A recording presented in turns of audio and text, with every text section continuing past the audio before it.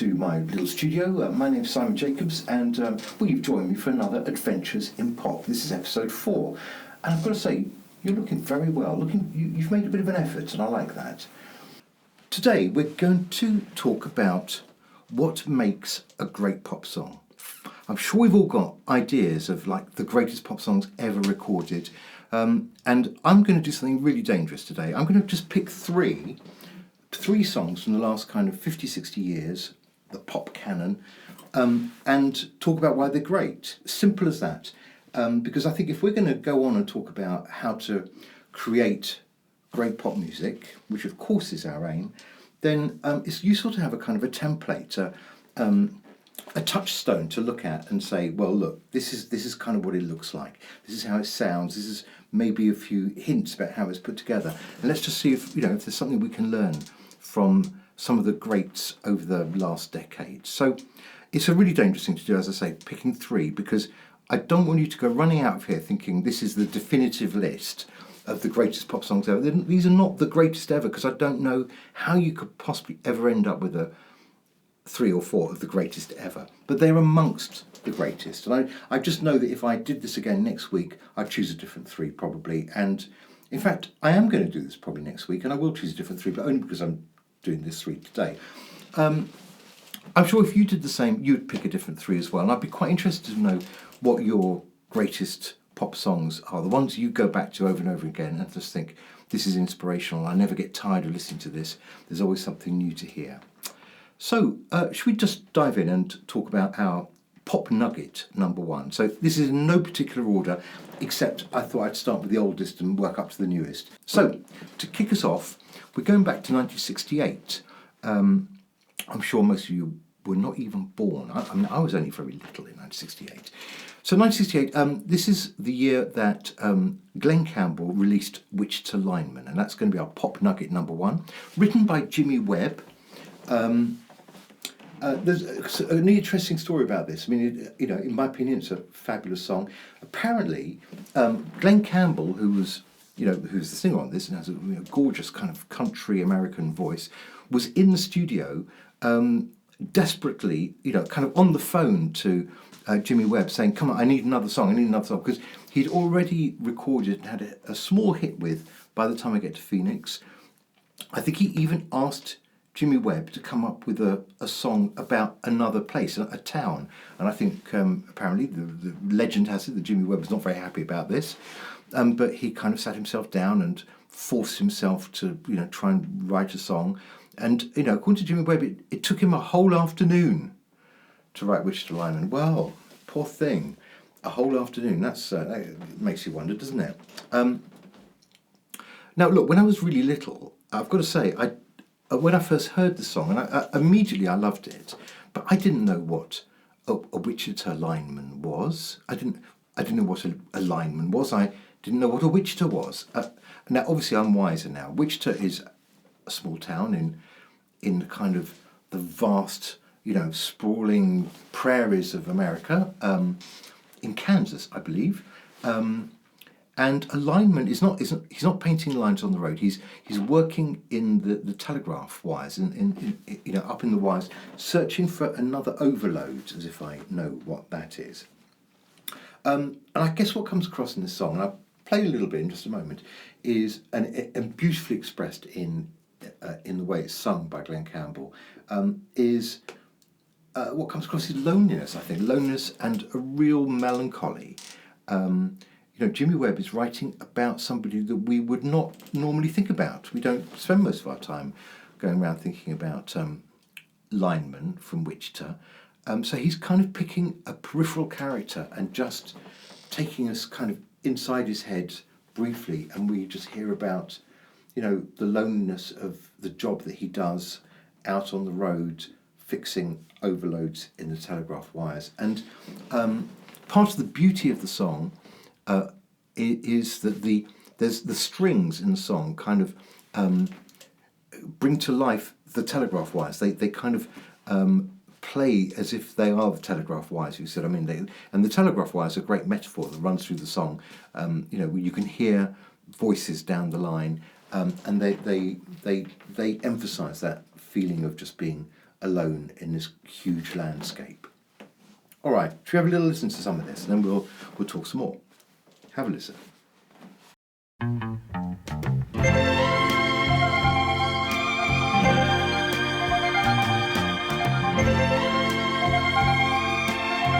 I am a lineman for the county, and I drive the main road, searching in the sun for another overload. I hear you singing in the wire, I can hear you through the whine, and the Wichita lineman is still on the line.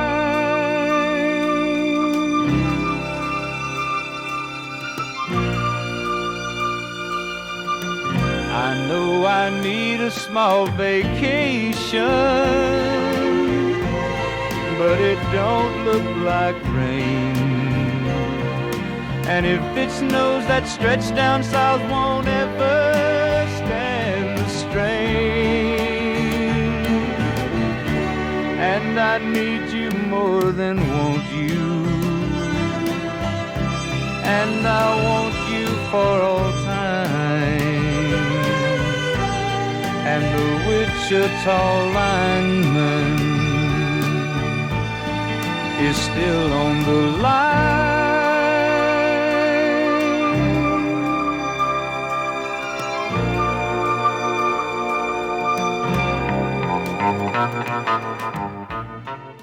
Okay, so what are the things that make this a great song? One is it's incredibly short. This is a song with absolutely no fat on it, no frills. It's beautifully done. It's just in and out. It's like we go straight in. We hear that first line from Glenn Campbell: "I am a lineman for the county, and I drive the main road." And immediately, it's just unusual. It just draws you in. And in the space of just over 3 minutes, I mean, really, we're talking like 3 minutes and 4 or 5 seconds, we are given a whole story. We get to know this kind of lonely person we probably relate to in some way, this lonely person. They're stuck up a telegraph wire somewhere in the middle of Kansas. And that in itself, is kind of a beautiful image. And apparently, it's another thing that I think Jimmy Webber's talked about, was that he did see on a journey one day a guy up a telegraph wire doing, being the lineman. And it was an image that stayed with him. And when he wrote the song, he just recalled one picture, if you like, and wrote the song around one thing that he saw. And I think that is a very good bit of sort of instruction for songwriters, just to visualize a scene, one scene, and then to construct the song about describing that one scene. It's something that I think I try to do. I don't think I necessarily do it as well as this, but I think that's a great spur to kind of think about how you put your songwriting together, how you get those lyrics down, just trying to describe an image, something striking that you've seen. And I have to say, by the time I get to Phoenix, which is the other song I just mentioned before, is likewise, less than 3 minutes, I think. I remember once counting the words in this song, because it's such a brilliant story told in less than 3 minutes. I think it's something like 115, 116 words. And similar to this, and it's also sung by Glenn Campbell, similar to this, it's a song of, it's sad and it's melancholy, it's a song of loneliness, and it's a story that is just in and out in such a quick time. That is a real art to be able to do that. Let's move on. Our second pop nugget today is Life on Mars by David Bowie. Life on Mars came out, it was on the album Hunky Dory in 1971, and then was released as a single a couple of years later. I think when I heard it, it was in 1973, and it was released as a single in its own right. And I was completely knocked out by this song. I remember thinking, it's so perfect that really there's no point anybody else really writing anything. you know, might as well pack up and go home. This was, you know, this could never be bettered. And I think probably in, you know, in the huge canon of David Bowie's work, it is still really right up there as one of the very best songs he ever wrote. So what's it about? Well, there's a good question. Here's the story. Apparently, David Bowie wrote lots of words out and on lines, yeah, you know, and then he cut them all up. He cut up all the lines and just moved them around and kind of put them into a different order, or moved some of the words around and came up with this. So it's very hard to tell whether this really genuinely has a kind of a narrative structure, because every line sounds like it's really important and is vivid and full of description, and yet I've no idea what this song is about. I mean, do you? I'm sure there are people who've probably written their PhD thesis on this, and I'd love to know what it's about. But for me, it sounds fantastic, and I haven't the faintest idea where he's. I don't even know if David Bowie knew what this was about. But the point is, it doesn't matter. It really doesn't matter at all. It sounds urgent. It's incredibly sort of dramatic, and it rises to this great dramatic chorus. And the chorus kind of does what pop songs, certainly in the past, maybe not so much now, used to really want to do, which is generate some feeling, some emotion, and then hit you with a fantastic big chorus with some high notes. And probably in the chorus you would mention the name of the song. He does all of that tick tick tick down there. So we've got some great kind of pop structure into Life on Mars there, even if we don't have the faint idea really what's going on in this song at all. Let's have a listen.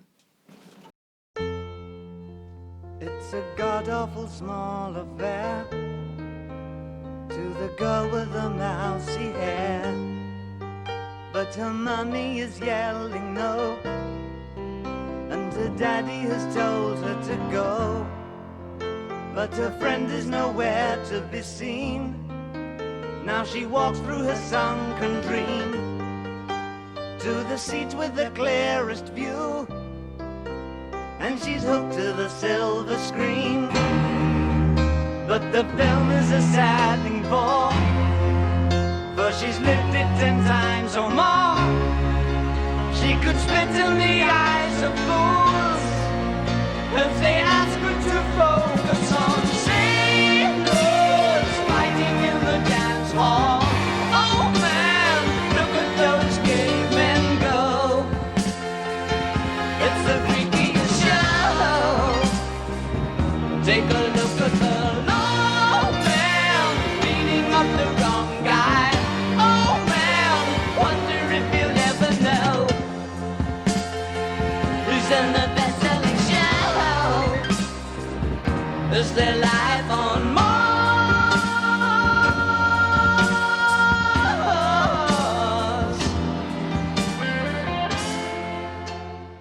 So there you have it. It's a god-awful small affair to the girl with the mousy hair. Now again, as a kid, I don't think I knew what mousy hair was, and in fact, I think he mentions mice a little bit later. Mice in their million hordes from Ibiza to the north of Broads. So I kind of assumed that there was some mice in this song. So I linked some mousy hair with some other mice. I mean, I was about 10. It's a great track, and a couple of things to add on to this one. Rick Wakeman plays the piano. Rick Wakeman was in a big progressive rock band called Yes in the early mid 70s. A rather preposterous keyboard player. He did lots of his own solo stuff as well, always very dramatic. He was a big kind of keyboard showman. And did big concerts where he wore a big cape and played 11 synths all at the same time. And yet, obviously, when he got the call from David Bowie to come and put some piano down in this track, what he's done is central to the track, and the piano playing is gorgeous. So I think it really is worth a mention, and it holds the track together. And I often wonder what the brief was from David Bowie to Rick. Did he say, Rick, I wanted to play it like this? Or did he say, I've got this song and I just went, I wanted to come and play on it? I'd love to know how detailed that brief was. Rick, if you're watching, let me know, because I'm just curious about, like how much information you were given. But anyway, irrespective of that, the piano playing is gorgeous. The song is great. We don't really know what it's about. You might do, but I certainly don't. All the words sound incredible. We love the chorus, that the lawman beating up the wrong guy, etc. So is there life on Mars? Well, possibly there is, but a great track from the early 70s. So what about a third pop nugget? Last one for today. Let's come into the 21st century, and just a few years ago, and I'd like to offer up Diamonds by Rihanna as a great example of a wonderful, perfect pop song. And I'd say over the last 20 years, one of the best I've heard, and gorgeous, but very different. I think that Life on Mars is quite musically complex. It goes to some strange chords, and there's quite a lot of changing from major to minor, and you could say the same also about Which to Lyman. It has some interesting key changes, and Glenn Campbell has to get to some notes that some other singers probably wouldn't want to get to. In this song, I think it's fantastically sung, but actually I think it's basically only got 3 chords. It just moves around 3 chords, or maybe some slight variations on those chords, but essentially 3 chords, round and round, over and over again. When you first hear it, you may not be quite clear if it has a chorus. I think it does actually, but the chorus is only made into the chorus through the kind of intensity of the production. I don't think there's very much else that gives away that it's a chorus. It just rises, not so much in melody, but in the production, the intensity that says, right, we're now really into this song, and the rhythm that goes with it. And here's a point. The words, they're nice, like diamonds in the sky, you and I, blah, blah. I mean, they're okay. They're perfectly good words, but they're not life-changing words. But they're perfect words, because Rihanna sings them with real conviction. She sings them like, her life depends on them. But more even than that is, I think the words are really rhythmic, and they sit perfectly in the melody. And that is something, again, which I think, is always worth kind of listening out for. Are we able to pick some words that don't sound contrived, that sound, sound absolutely natural? They don't have to be brilliant words, but they create a rhythmic structure. They sit in the melody perfectly. There's no having to, put the emphasis on the wrong part of the word. And well, let's hear Rihanna actually doing this and get to one of these choruses. Okay. Shine bright like a diamond. Shine bright like a diamond. Fine light in the beautiful sea. I chose to be happy. You and I, we're like diamonds in the sky. You're a shooting star, I see, a vision of ecstasy. When you hold me, I'm alive.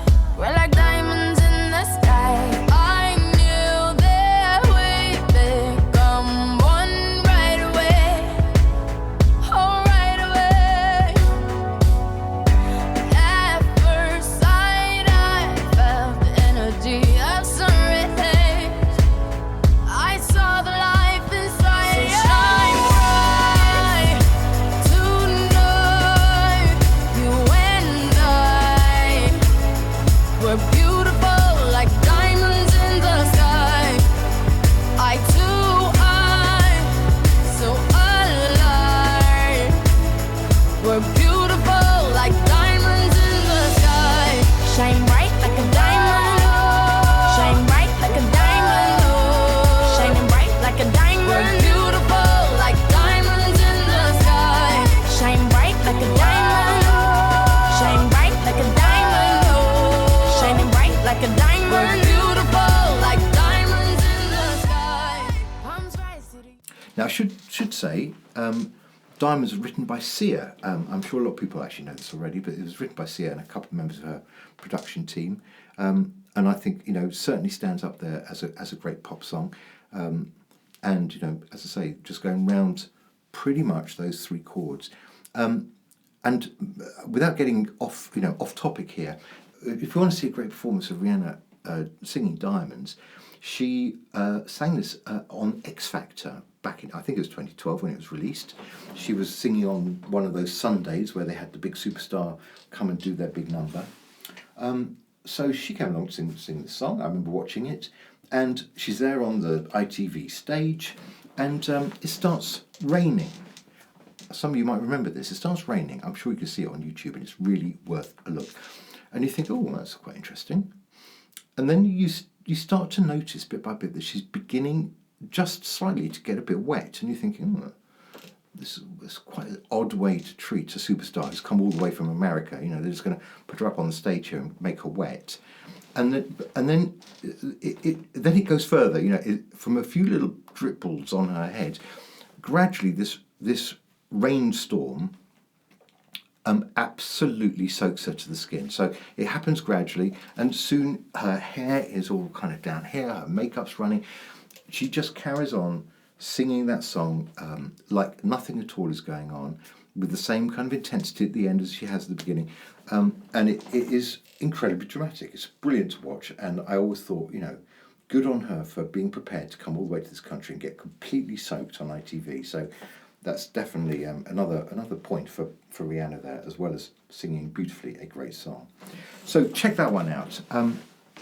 All right. That's 3 songs. I could have chosen so many others. I know you would have another, dozen or so that would be equally good. So what do we learn from these 3? I think a couple of things. Lyrics. It kind of doesn't matter what the lyrics are. I would honestly say this. I mean, I think a lot of people, I do. I mean, I work really hard to try and make sure the lyrics are good. But in the end, the sound of the words or the rhythm of the words is probably more important than the actual meaning of the words. I know that might sound, a terrible thing to say, but even when you're telling a story, I think you want to be giving some indications of the story. You don't need to explain the whole story. You give some prompts, some visual clues in the way you write it, rather than to say, let's start at the beginning here, and this happened, and then this happened, and then in the end it was this. You don't have to do that. You don't have to spell it all out. That's something that, I think I'm still learning. You don't have to have the full narrative arc in the lyrics. You can just suggest stuff. And if you do it poetically enough, dramatically enough, then that's fine. And then I think the other point is this thing about just not taking up too much time. I mean, none of these songs have, extended drum solos. None of them are Bohemian Rhapsody. And there's only room in this world for one Bohemian Rhapsody, let's be honest. There's something really good about the fact that, all of them are less than 4 minutes long. One is just over 3 minutes, the other's, a little bit longer, but they do not outstay their welcome. They do what they need to do. They're in and they're out. And I think with all of them, to some extent, that opening line just hits you straight away. Diamonds, it's straight in with those first voices. Life on Mars, we hear one piano chord, and then he's straight in with "It's a God Awful Small Affair" to the girl with the mousy hair. As we said before with Glenn Campbell, very, very quickly he's telling us that he's a lineman, working for the county, etc., etc. So there's something about not wasting our time at all, just getting straight to the point, and in and out, no fat. And I think that's certainly lovely. So that's it for today. I will be back with some more pop nuggets again, just to see what we can glean from these as we then head further into next year and more adventures in pop. So whatever you're doing over the festive period, I hope you have a good one. Stay safe, and I look forward to seeing you again next time. Oh, and why not? Just hit the subscribe button and like and all those things, because as I've said before, it just makes my life better, and that's nice. Thank you for coming along. See you later.